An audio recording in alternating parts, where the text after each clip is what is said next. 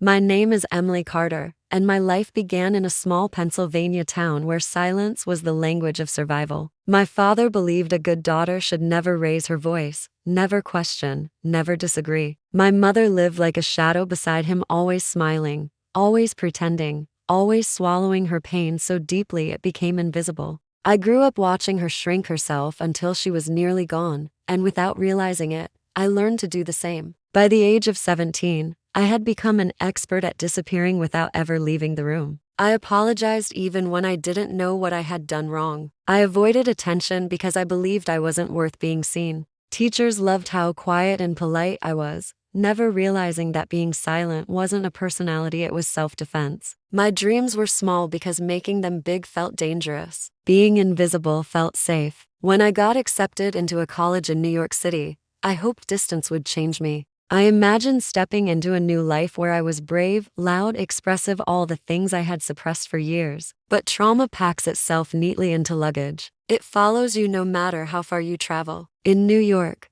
I still felt small. I sat in the back of classrooms. I avoided conversations. I kept my thoughts locked behind the same quiet walls I grew up with. And then, James entered my life. He was the opposite of everything I was: confident, charismatic, the kind of man who took up space effortlessly. He noticed me in a way that felt impossible. He said he loved my softness, my gentleness, my peaceful energy. To a girl who had never felt seen, his attention felt like sunlight. I didn't realize then that he wasn't drawn to my heart, he was drawn to my silence. He loved that I didn't argue. He loved that I didn't question. He loved that I didn't fight back. What I thought was love was actually the beginning of control. James's control grew slowly, soft enough at first that I mistook it for love. He began by suggesting outfits, then choosing them. He asked questions about my friends, then discouraged me from seeing them. He started answering my messages for me, then checking my phone without asking. Every step deeper into his world felt like a step away from my own life. Whenever I tried to express discomfort, he'd tell me I was being dramatic, sensitive, emotional. He said he knew what was best for me.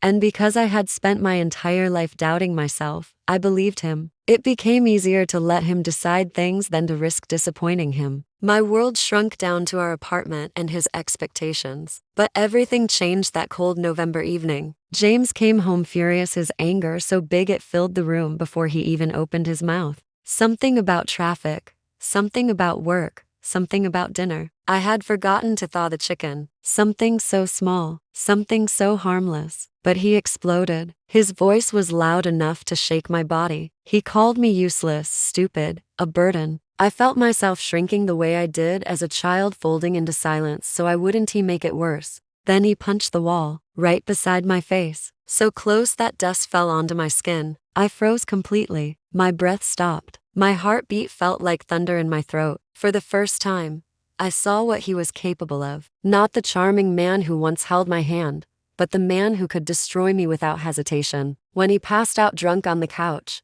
I went into the bathroom and locked the door. I stared at myself in the mirror, broken, terrified, and tired of being tired. My reflection looked like someone I didn't recognize, someone who had been disappearing her whole life. And for the first time, my voice didn't whisper. It spoke, soft, but clear. Emily, you deserve to live. That single sentence changed everything. I left before sunrise. No plan, no suitcase, no goodbye, just my ID, a few crumpled bills, and a trembling courage I didn't know I still had. The cold New York air hurt my bare feet as I walked, but fear of staying hurt far more. I didn't look back. If I did, I knew I would freeze in place. I found a women's shelter in Brooklyn, the same one I had secretly searched online during the worst nights. When I arrived, they didn't ask me to explain myself. They wrapped me in a warm blanket, gave me socks, water, and something I had never been given before: safety without conditions. A counselor sat beside me and asked softly, "Sweetheart, when was the last time you felt heard?" I cried for the first time in years. Not quiet tears, real, shaking sobs that came from every moment I had ever stayed silent. Healing wasn't beautiful. It wasn't easy. It wasn't quick. Some days I felt guilty for leaving. Some days I questioned if the abuse was real. Trauma does that, it twists memories.